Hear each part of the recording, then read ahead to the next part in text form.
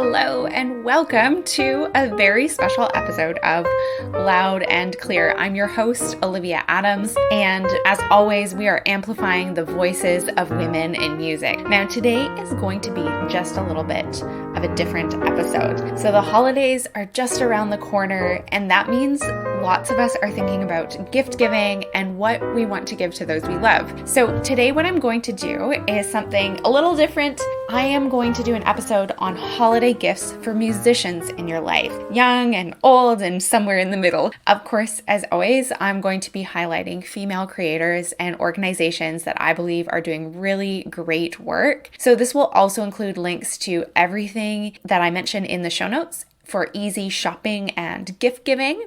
And the episode will also feature gifts for the little musicians in your life, the music teachers, the music lovers, and of course, stocking stuffers for your favorite musician. Now, before we do an episode on holiday gifts, I want to give a little preface. I know that holidays can be a time of rabid consumerism and we feel the need to give the perfect gifts to everybody in our lives. And let me tell you that we actually don't.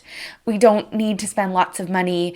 If gift giving is really important to you, then I encourage you to give thoughtfully and support local businesses in your area. I'm also going to be giving lots of ideas for alternative gift giving if you don't want to give physical gifts that you can wrap. And I'm going to give you some inexpensive options and ones that can promote connection between you and the folks that you love.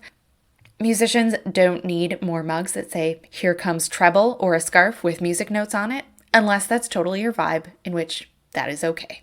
I also want to give some really practical gift ideas for the musicians in your life. So let's start with some ideas for the young musicians in your life. As we learned from an episode with Karen Garrellis, we need to be calling our kids musicians from early on if they're playing a musical instrument. So if your child has just started making music or taking lessons this year, I encourage you to get them a music-themed gift to continue to encourage them in their new venture.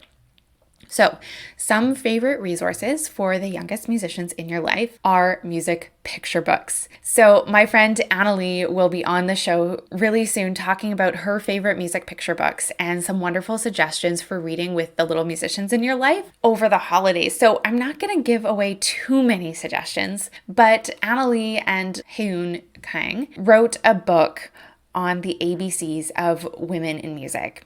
It's an inspiring picture book to add to your music studio. This book covers 1,000 years of women in music history from A to Z. Annalie does a masterful job of including pop, jazz, country, electronic, and classical artists, as well as musicologists, throat singers, opera singers, aiming to break down any stereotypes of who belongs in music. Each letter of the alphabet is associated with a different female musician, including a brief description of a lesson they teach us, their dates and vocation, alongside a stunning illustration by Heun.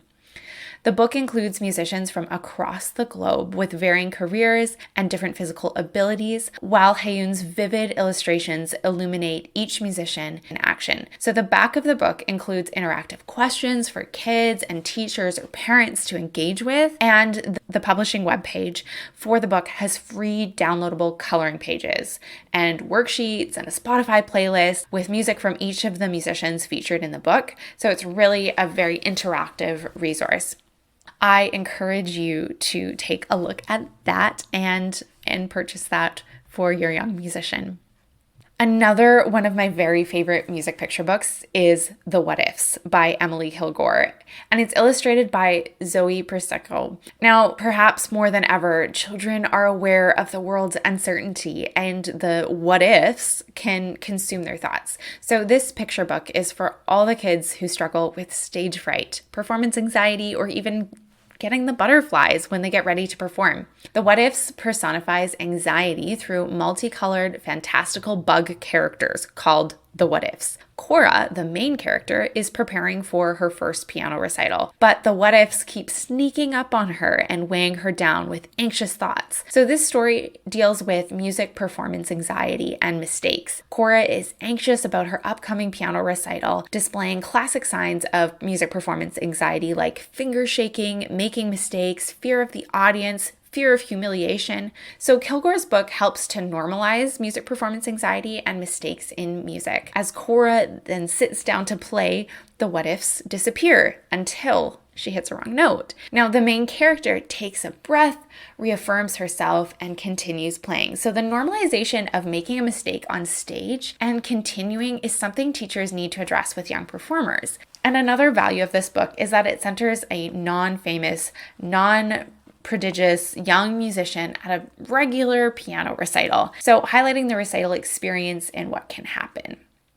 I really love the use of Cora as the main character rather than a child prodigy because it makes the ideas really relatable for young students to grasp and apply. And the picture book with its vibrant illustrations is a really excellent addition to any music resource library, or if you're a young musician, your kid has music performance anxiety or maybe struggles with anxiety, this is a really great book. Now, if you love music picture books for the young musician in your life, you need to subscribe to the Music Library Box. The owner is Shannon, who is a music educator and a homeschooling mom, and she curates these amazing picture book boxes with diverse music and styles and activities and games to go along with each book's theme. And in each box, you get a children's book, instruments, activities, and online resources. It is a must-have subscription for the young musicians in your life. One of the things I really love about the Music Library Box is that there are multiple subscription plans. So you could do a monthly one, you could do 3 months,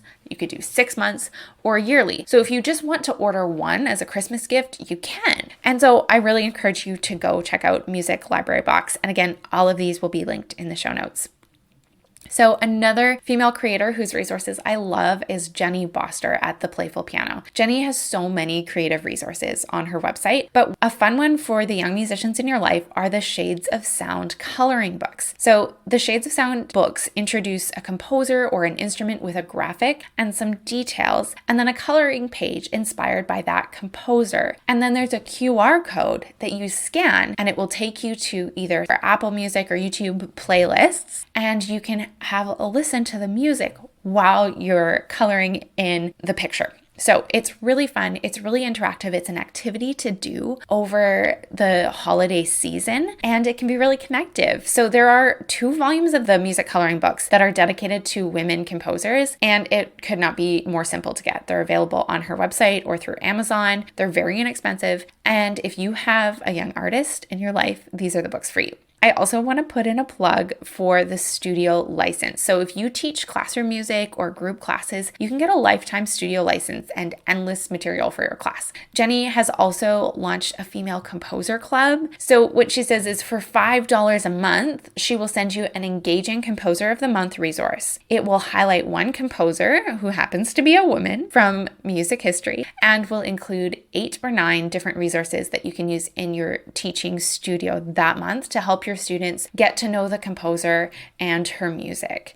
You can pick and choose what resources you use, or you can use all of them. So it includes things like a printable bio page, a worksheet, an adorable life story coloring page with fun facts about her life, and a recommended music listening playlist, a composer of the month trading card for students to collect. And there's also these awesome resources of sort of leveled music from easiest to difficult that are by that composer. So if your student really enjoys the music of Amy Beach, for example, then they can choose a piece and have a listen to it and then even download it to play. So we're doing a whole episode with Jenny in the new year, and I think you're going to love it. She provides some amazing resources for classroom music teachers and for teachers of young students. So a plug for a future episode. Okay, the last one for the young musicians is a homemade gift. And this was inspired by Joy Morin from Color in My Piano. So each year, Joy shares a simple gift idea that she gives to her students. Now, one year she did mittens for her students and iron on treble clefs to the right-hand mitten and bass clefs to the left-hand mitten. And I think this is a perfect homemade stocking stuffer for the little pianist in your life so that they can remember, oh, right, my left hand's normally playing in the bass clef and my right hand's normally playing in the treble clef. And it reinforces those music concepts. So now we're going to move on to some gifts for the older musicians in your life, perhaps the career musicians, and we're going to hear from some of the creators themselves. So I'm going to introduce Heartstrings Jewelry by Michelle Delacroix. Michelle is a Canadian jeweler, and she makes fine jewelry out of guitar and piano strings and also violin strings and different string instruments. So these pieces are gorgeous. They're eco-friendly. It's jewelry that looks stunning on anyone. And Michelle says that jewelry is bold, beautiful, possesses natural ergonomic fit, and can be worn with ease. So through thousands of hours of workmanship, Heartstrings in-house innovations allow end-of-life guitar strings and piano strings to mirror and integrate with the beauty, quality, and comfort of time-tested traditional jewelry materials. Her pieces take a lot of inspiration from nature, and you can get them plated in gold, silver, crafted with gemstones, and the pieces are certainly a stunning gift for the musician or that special somebody in your life. So now we're going to hear from Michelle, and she's going to tell us about her company and her favorite pieces in the collection. I am here with Michelle of Heartstrings Jewelry. Michelle, thanks so much for coming on the podcast today. How are you doing? I'm doing well. Thanks for having me. It's a pleasure. I'm so excited to have you here. And we thought we'd do something a little bit fun, a little bit different for the podcast at Christmas time so that we can share some ideas around Christmas gift giving. But before we do that, Michelle, can you let us know what is Heartstrings Jewelry all about and what's the story behind that company? So Heartstrings Jewelry is about taking instrument strings that have been played. There's been love and joy and passion going through the strings. They've all been played, and then I make them into jewelry. So I use guitar string, piano string, violin string. How did you get about starting to make jewelry out of instrument strings? So several years ago, I was gifted a bracelet that was a guitar string bracelet, but it basically looked like a grungy piece of guitar string just wrapped in a circle with some wire around it. And it was really cool, but it was kind of organic looking. And I started looking more closely at the instrument strings, and guitar strings in particular. The colors of the strings, they pair with the colors of gold. So yellow gold, rose gold, and white gold, and piano string as well. Got a copper wind on it, and so it as well pairs with rose gold. And I thought that this jewelry could actually be elevated into fine jewelry and combined with gold and combined with gemstones. And it's precious in its own way. And it's reclaimed, it's come from something beautiful, and it can be remade into something beautiful with more of the traditional jewelry materials and create something new and unique, but actually stands up along other fine jewelry. So that was my goal. You're giving new life to something that's being well loved. Exactly. Were you a jeweler before you started Heartstrings? I've always had an interest in jewelry, and I've dabbled a little bit over the years, but actually I was an occupational therapist. That was my original career. And so this is quite a shift. But I think the innovation and the creativity that are involved in what I do are really the driving force for me. And also the fact that if you look around for guitar string jewelry, you won't quite see anything like the work that I'm doing. So it kind of stands on its own right now. And so I'm, pushing more in that direction. Yeah, it's really unique. So I'm curious, how do you get the instrument strings? Do musicians send them to you? Are they, someone's piano has fallen in disrepair or a guitar has fallen in disrepair and then they give you the part? How do you kind of come about getting those materials? Because you said all of them have been played before. I love that. Well, it seems like every musician has a pile of guitar strings in their basement.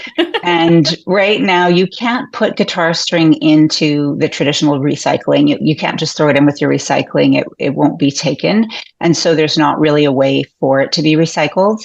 When I first started, most of the strings I got were from guitar stores, their tech shops. When they changed strings or repaired instruments, those strings were just going in the garbage. And so they started saving them for me. I would go pick them up, and I was working with independent music stores here in Edmonton, where I am. And then it kind of grew. Musicians do send me strings. I get a lot of commission work from musicians' strings, or like amateur musicians, more well-known musicians. So they'll send me their strings maybe for a special piece piece or a gift, and I'll make jewelry out of those strings. Or sometimes it's for a memorial piece. The family will send me strings of someone who's passed away, and then I'll make jewelry for the family. And it's a really lasting heirloom for them that they feel really connected with something that their loved one was passionate about. And in fact, the piano strings I have right now came from a family in Saskatoon. They were refurbishing or taking apart the grandmother's piano. It didn't really function well as a piano anymore. And they heard about me and they sent all of the strings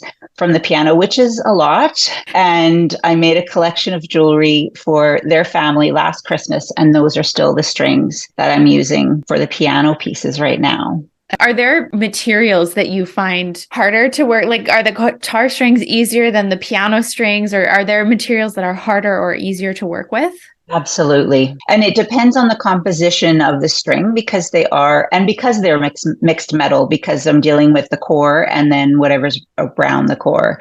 So the piano string is really challenging, mostly because of how thick it is. It's a very thick core, and then it's a thick material wrapped around, and that material on the outside, which is copper, has a much lower melting point than the inside. And so it's, figuring out how to work with the different mixed metals. Guitar strings as well, like some of them, the phosphor bronze are much easier to work with than the electric strings, the nickel wrapped electric strings or nickel wrapped bass strings, but everybody loves electric guitar strings. So I keep working with it. And then classical instruments like the violin string, cello string, they have their own challenges. They're completely different makeup and they're difficult to work with in their own way as well. So, but that's one of the things I enjoy is that challenge. It's the creativity aspect of how to figure out how to make the thing that you want to make. So wonderful. Well, thank you so much, Michelle, for coming on. Is there anything you want to share with us before we wrap up?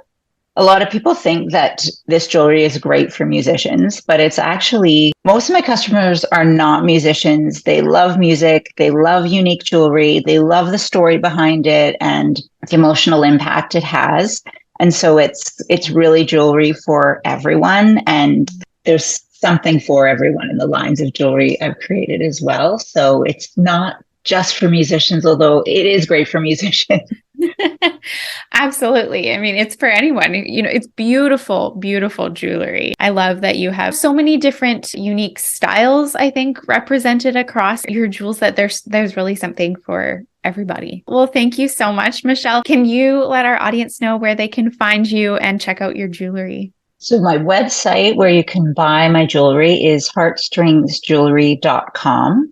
Then on social media, Instagram and Facebook, it's heartstringsjewelry.ca, and jewelry is spelled Jewelry. Thank you so much. Thanks for coming on, Michelle. Thanks for having me.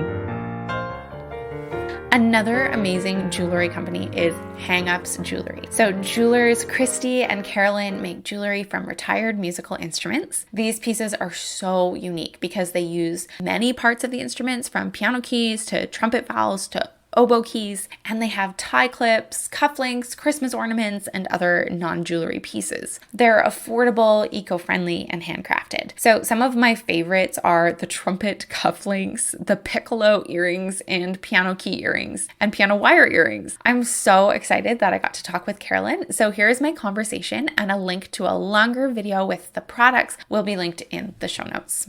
Thank you so much, Carolyn, for coming on the podcast today. My pleasure. So, Carolyn, can you let our listeners and now our viewers know a little bit about yourself and Hang-Ups Jewelry and how that got started? Okay, well, I'll tell you what Hang-Ups is first, and then maybe I'll go backwards and tell you a little bit about how it started. But at Hang-Ups, we make jewelry from instruments. So they're all recycled, so retired. We like to call them retired instruments. So we work very closely with a nonprofit called Band of Angels. They're located out of Kansas City, but they ship instruments everywhere. Then they do take donations, financial and instrument donations. So they do instrument drives with the public and collect all these beautiful neglected instruments from people, and then they clean them up and they give them to kids in need.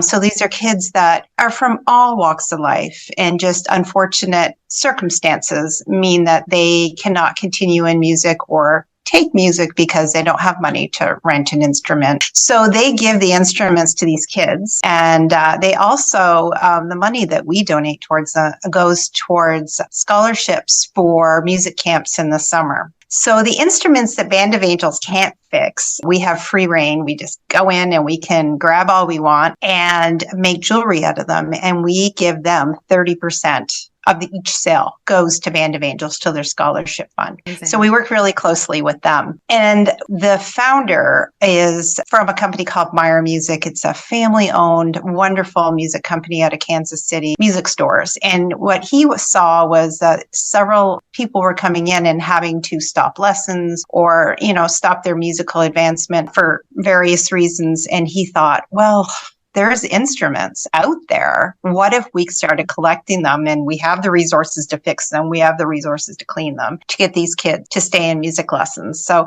he's a wonderful guy. He approached us. We've been making jewelry, and I say we, this is my partner, Christy, and I. Christy's out of Kansas City. I'm out of Ohio. So Christy and I met, I guess, in 2007. And then we're both we met through a mutual friend. We're both crafty, creative people. And one day she said, hey, do you want to take a soldering class? So you take like 2 little pieces of glass and you put in like a picture or paper or whatever you love, and you solder the edges. And we started doing that. And it became kind of obsessive when we had a whole lot. And a friend said, hey, you should do a craft show. And we did. And we made $120. And we thought, wow. I'm like, this is it. We made $120. We were so excited.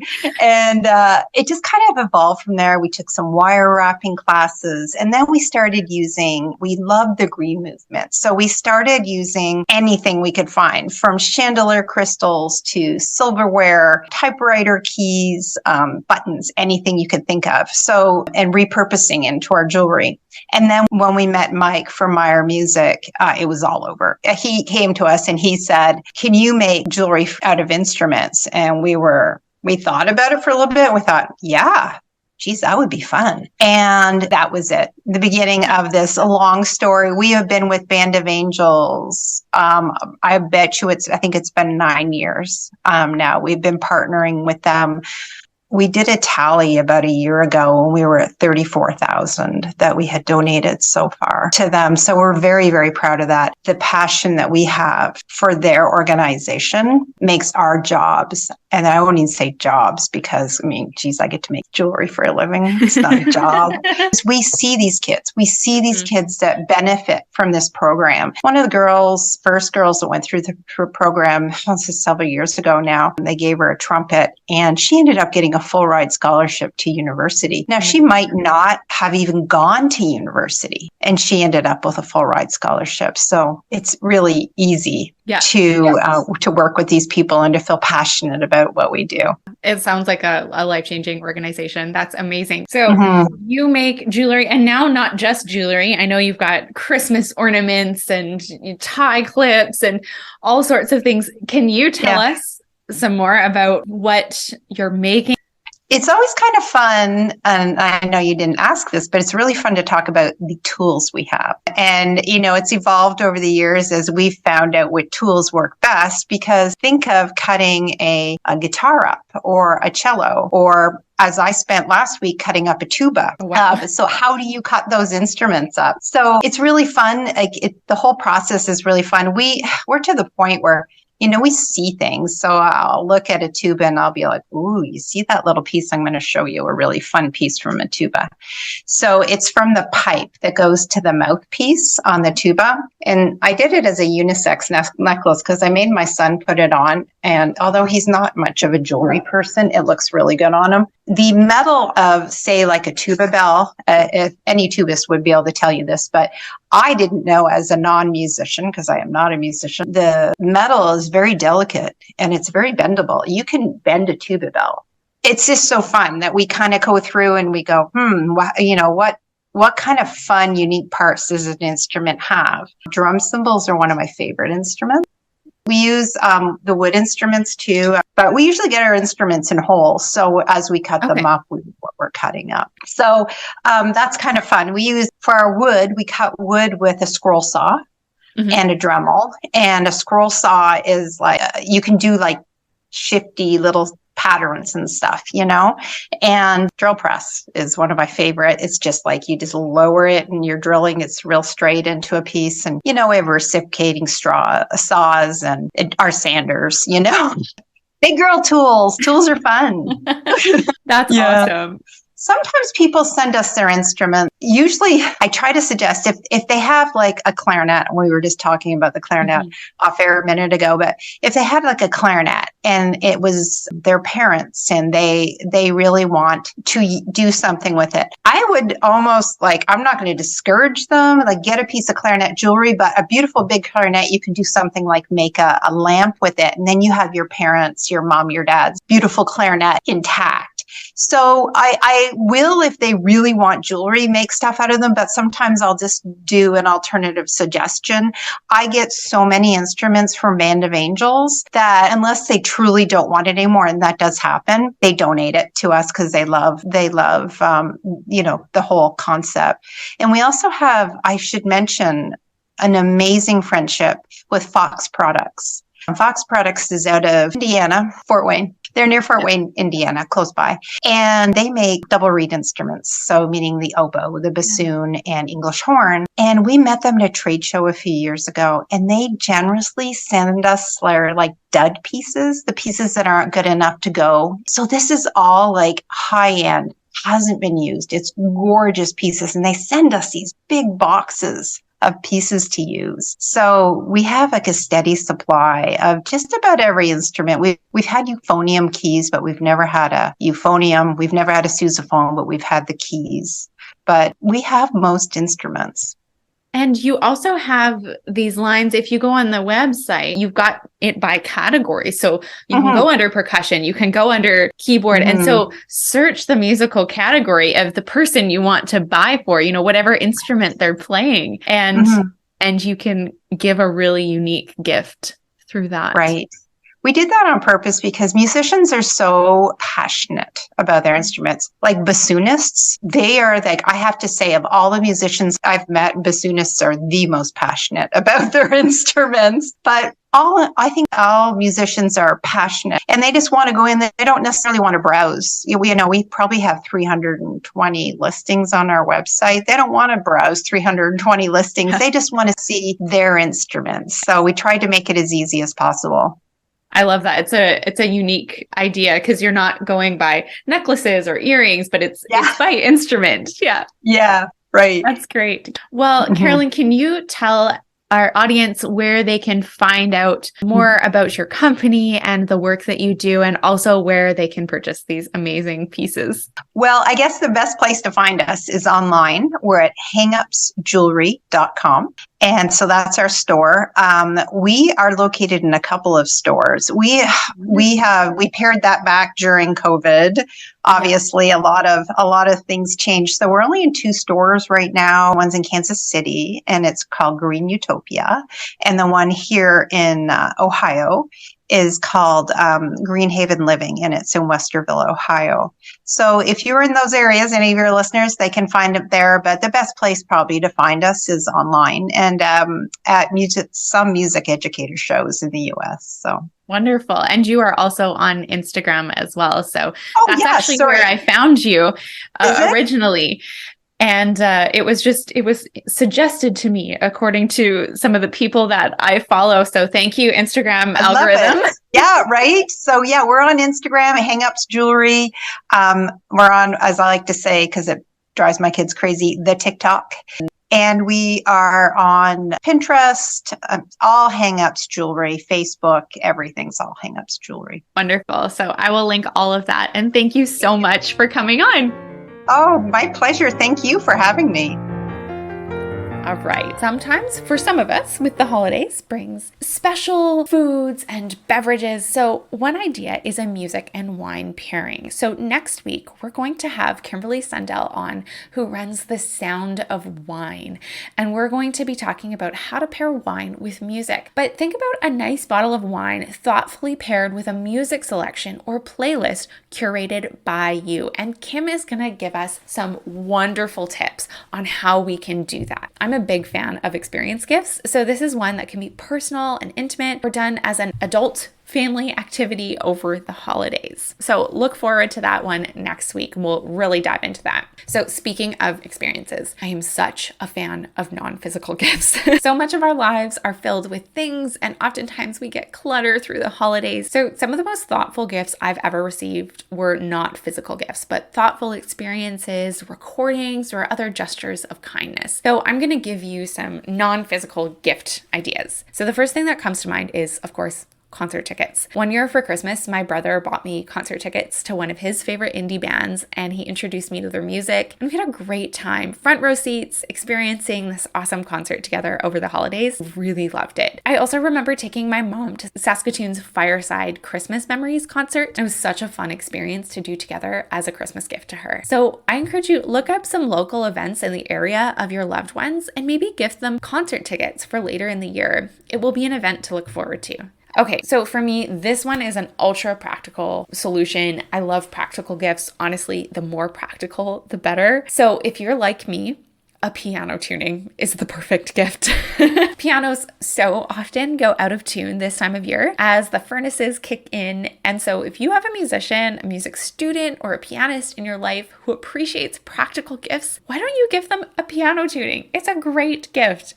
Some other non-physical gifts can include music recordings. Now, I do love a physical album. For me, it's records. My brother, for the past several years, has been building up my record collection, and I always look forward to the music that he picks out for me because he finds albums that he knows I already love, or he introduces me to new artists that I fall in love with. So now I've also been gifted digital albums, which have been so awesome. Beverley McKiver, who we had on the pod just a couple weeks ago, gifted me her album when it came out, and that's one I highly recommend, the Canadian Floral Emblems album.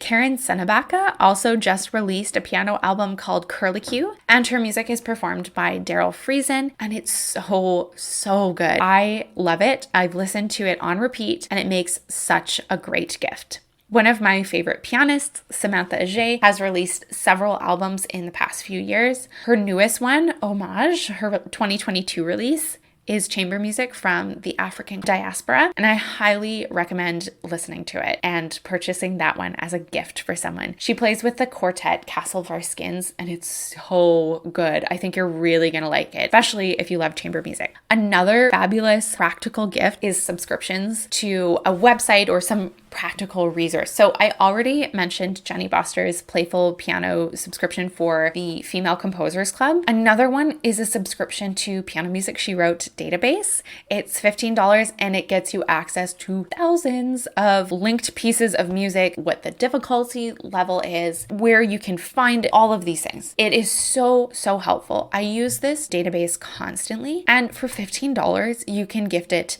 to a pianist or a piano teacher in your life. I think that's a great gift. Another wonderful subscription is Rebecca Maxner of Red Leaf Piano Works, who we had on earlier. She has an Esheet club, so you can subscribe for $5 a month and you get a new piece of music delivered right to you. Malika Fitzhugh also has a similar subscription service, and it's not limited to piano music, and so that's also really fun. So these are some really inexpensive options that can go a long way in supporting composers, and it's also a really fun gift. This year, I asked for a Notability subscription for my iPad because I like using the service for keeping all of my music straight. And so if you have a music teacher in your life, a subscription to My Music Staff is also a game changer for all your administrative needs. I had friends talking about it for years, and I was like, how good can this actually be, you guys? It is life-changing. I will never not have a subscription to My Music Staff. They can take all my money. I hope to do an episode with their founders in the future, but you should absolutely go check it out. It is absolutely worth it if you are an independent musician and music teacher. It makes your booking, your invoicing, all of that so simple.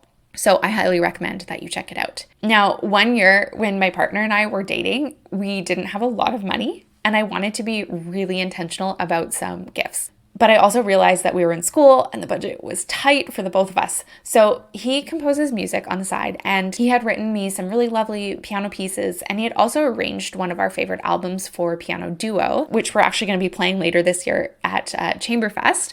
So anyway, I had these PDFs for the compositions. So what I did was I designed a cover page for each of them, and then I got them printed at Staples and bound with really nice covers so that they could sit beautifully on the shelf. So if you have a composer in your life, that might be a really lovely gift. Another lovely gift that, now this is a physical gift, is a piece of artwork. So to decorate a studio or practice room walls, my friend Annalie introduced me to the artwork of Shirley Elias, and Shirley's paintings are inspired by music as she's a musician herself. There are gorgeous prints with bright, energetic colors, and they would brighten up any studio space. So she's just released some prints because the physical paintings can be quite expensive, right? But you can have them, you could get just the frame, you could get it with mats, you could also get it stretched on canvas for a little bit more money. And so that's a really affordable way to add some artwork to your practice room or to your studio to add some more musical inspiration. So she's just released some of those prints, and I'm going to link some of my favorites in the show notes so you can check those out. Okay, now last but not least, I love stockings. Stockings are notoriously my favorite thing to open. I love digging around and not knowing what I'm going to pull out of the stocking. And I also think it's because my parents packed really good stockings growing up. And so I always find them really fun. But I'm also, like I said earlier, I am a practical person. I really like practical gifts. So these are some things that I use a lot of as a musician. And so I thought perhaps other musicians, they might want to add to this, but these are some that I thought would be really great stocking stuffers for musicians. So one of them is O'Keeffe's hand cream. Now this sounds kind of strange, but my hands get really, really dry in the winter and I need to use lotion a lot, but it's hard as a pianist because oftentimes lotion is really greasy, and so it doesn't work well when you're trying to play the piano. And so this is one that my piano teacher introduced me to, and it's non-greasy and it's not slippery at all, and it dries really fast. And so I find it hydrates very well, and it also doesn't add or leave any residue on the piano. So I've linked that. So Karen Garrellis on Instagram, she had posted a few months ago that she likes to reward herself when she practices with some really fancy chocolate. And I was like, this is a great idea. And I started doing the same. So I have linked some fun, fancy chocolates for you to check out. And you can just, pop it on the box, practice chocolates. Another one is a pocket tuner. Super practical. I know we all have tuners on our phones now if we use them, but a pocket tuner can also be great if you don't like using your phone during practicing. Sticky tabs. I constantly go through sticky tabs, like just the thin little Post-its. I use it for my marking music for my students all the time and also for myself. And so I go through them a lot. And so sticky tabs, great stocking stuffer. Recently, I discovered Midliner highlighters by Zebra. And when I have printed photocopy music, okay, obviously I have physical copies as well, but I really like to mark up my score. So I own the physical copy and then I'll have photocopies in a binder and I really mark it up. Highlighters, pens, pencils, you name it. And oftentimes I encourage my students to do the same thing. And so I've been using Midliner highlighters. So they're more of a pastel color, which I love. And I like that it's not super bright and in your face. It's just a little bit of a calmer color. And so the Midliner highlighters have been getting a lot of use in my own music and in my studio. So those are a great gift. Colored erasable pencils, especially if you're a music teacher. These are a lifesaver. I had a family that's in my music studio gift them to me a few years ago. And I was like, these are the greatest invention because I can erase them. And I like being able to write notes. Sometimes color really matters to students and in order to have it stand out in their music. And so I love using the colored erasable pencils in my own music and also in my students' music. And the nice thing is you can actually write in the book with that and then it has an eraser and it erases beautifully. So I've linked some great brands in the show notes. Music book page holders. These are awesome if you gig a lot and you're maybe playing outside in the summertime, or you've got a book that's perhaps a little bit thicker and the binding's not as great, so it doesn't want to stay open. Again, I had wonderful family in my studio the same one that gifted me these erasable pencils, gift me different music page holders, and they are so wonderful. I love how easy it is to keep the music open, especially for when I'm accompanying, and sometimes I'm using maybe more awkward editions, not my favorite editions of the score that don't stay open as well. These are a lifesaver. And also, like I said before, they're also a lifesaver for gigging musicians who perhaps play outside and they need to keep their music open. And an iPad pencil. So like a lot of musicians, I converted to using my iPad mostly for gigs and accompanying, and also for teaching, for my teaching studio. And when I started teaching theory classes online, I realized like I needed a way to be able to digitally mark up my students' scores and their homework.